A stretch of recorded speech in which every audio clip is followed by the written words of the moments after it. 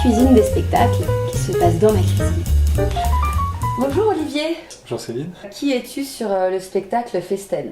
Christian. C'est un des rôles principaux, un des protagonistes de la pièce, parce que c'est le fils aîné. C'est à partir de lui que le drame se constitue, quoi. Raconte-moi l'histoire de Festen. C'est l'histoire d'un dîner de famille. C'est une famille qui est réunie pour les 60 ans de Helge, le père de famille, le patriarche. Et donc il y a les 3 enfants qui sont réunis là, et puis des amis aussi et de la famille. Et à un moment du dîner, donc le fils aîné va faire une révélation, c'est-à-dire le personnage que je joue, faire une révélation à la famille, et puis à partir de là, il y a des événements qui vont se passer. Ouais. Donc Festen, juste pour rappeler aux gens, avant d'être une pièce de théâtre, c'était un film, donc un film de Thomas Vinterberg. Toi, quand est-ce que tu as découvert ce film? Et je l'ai découvert au moment où on m'a proposé le rôle. On m'a dit regarde-le parce que le rôle pourrait être quelque chose d'intéressant pour toi, et je l'ai regardé à ce moment-là. Alors, donc Olivier, tu as déjà joué ce spectacle plusieurs fois. Ouais. Qu'est-ce que le travail sur ce rôle t'a apporté en tant que comédien? Voilà, beaucoup de choses. Déjà, personnellement, des réflexions sur ce que c'est, parce que c'est un sujet quand même assez lourd. Il fallait se plonger là-dedans, se poser les bonnes questions, quels étaient les ressentis, etc. Après, chacun travaille comme il aime, mais moi c'était comme ça. Et puis après aussi, dans mon métier d'acteur, en fait ça m'a énormément apporté sur quelque chose que j'avais une composante que j'avais pas énormément, enfin sur laquelle c'était plus difficile pour moi, c'était justement la sincérité. De devoir donner plus de ma personne, vraiment, de ce que je suis. Ça paraît bizarre par rapport au rôle si les gens viennent voir, mais pour donner de l'émotion là-dedans, il faut pouvoir aller chercher en soi. Et ce rôle, il m'a permis ça.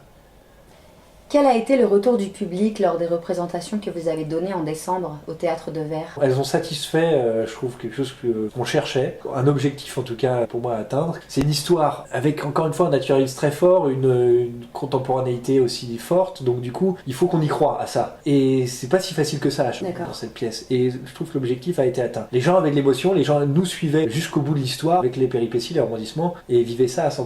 Et donc on a transmis ça. Donc ça, la plupart du temps, j'avais ça comme émotion. Après, les gens avaient des retours sur la mise en scène, sur les trucs, surtout les acteurs, tout ça.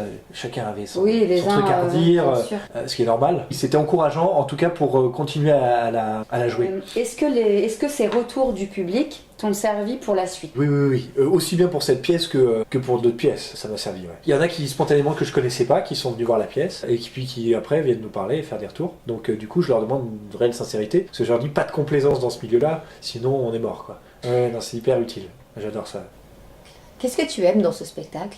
J'aime la cohésion, enfin le fait qu'on soit une équipe aussi grande, et le fait que tout est un peu en équilibre, parce qu'on est aussi nombreux, il faut que tout soit bien huilé, etc. Et quand ça marche bien, ça c'est génial. Après, j'aime mon rôle, le rapport que j'ai avec les autres, la diversité des personnages et du coup des acteurs qui les interprètent, ça j'adore.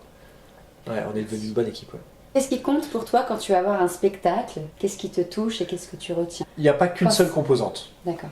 C'est-à-dire que quelquefois, par exemple, j'ai pas aimé la mise en scène, mais il y a un comédien ou une comédienne que j'ai adoré et qui m'a fait vibrer sur 2 répliques, et ça me suffit quelquefois. Quelquefois, c'est juste une mise en scène, une scénographie extraordinaire, donc visuellement c'est super. Après, quand même, ça me manque. Moi, j'ai besoin quand même d'un jeu. Enfin, je dis ça en même temps, j'ai déjà vu des spectacles sans parole, je crois. Oui, par exemple, je suis allé à des ballets où moi j'étais plus habitué à la parole, etc.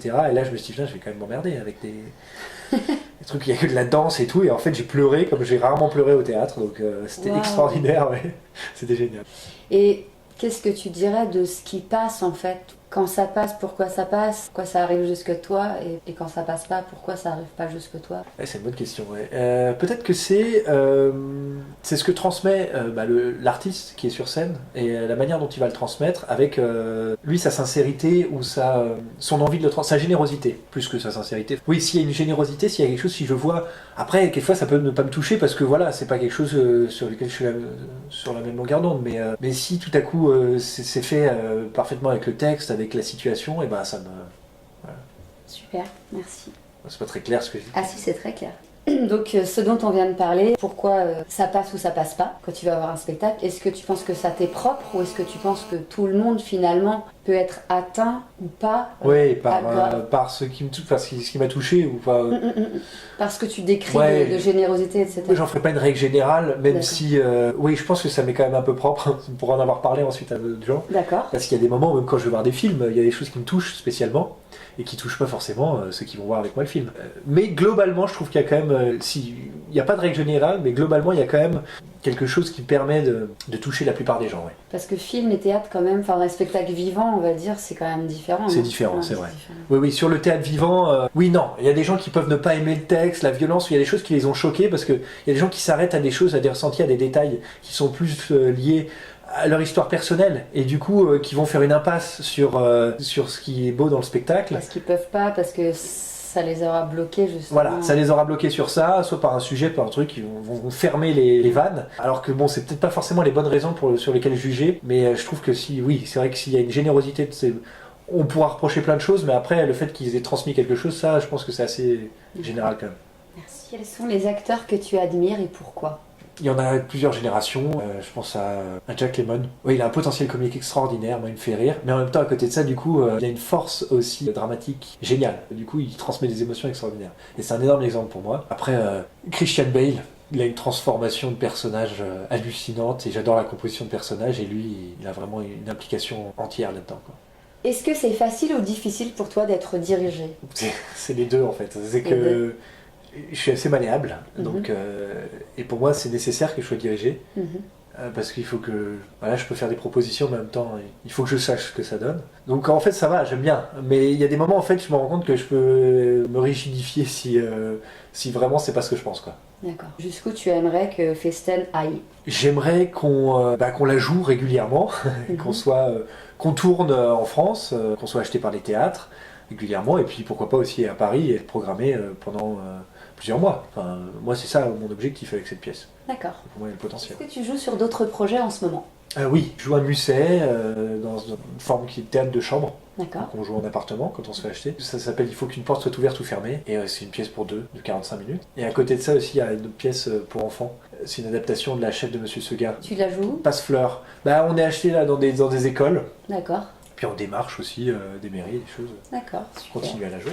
Après ce projet, après Festen, qu'est-ce que tu vas faire ? Après Festen, déjà que j'aimerais que Festen continue. Donc pour moi c'est le début de Festen, c'est pas la fin. Après, ça dépend de ce que va devenir Festen. Ça va déjà durer un moment. J'espère. Après je continue à chercher de tourner soit des pubs si j'en trouve, ou des courts-métrages, ou de la télévision. Voilà, je cherche aussi du cinéma. Moi j'aimerais bien faire du cinéma. D'accord.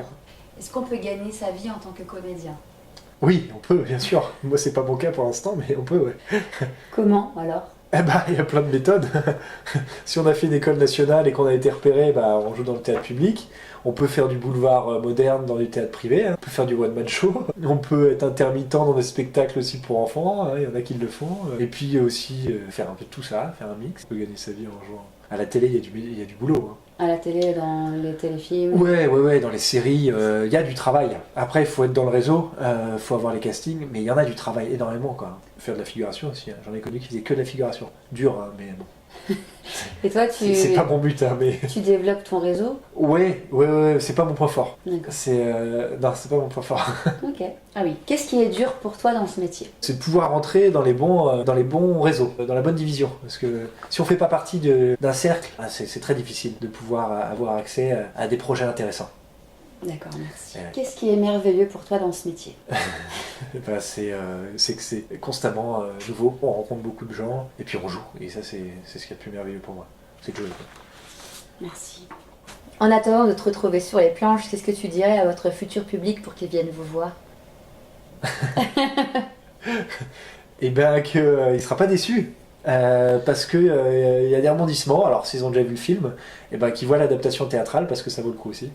D'accord. De voir les différences, quoi. Merci. Cécile Charby et Laura Bolgheri sont tes metteuses en scène sur Festen. Est-ce que tu peux me parler de Laura ? Laura, oui, laquelle ? Ah oui, Laura. Oui, la metteur en scène. Laura, laquelle ? Il y en a plein. Oui, Laura, super metteur en scène.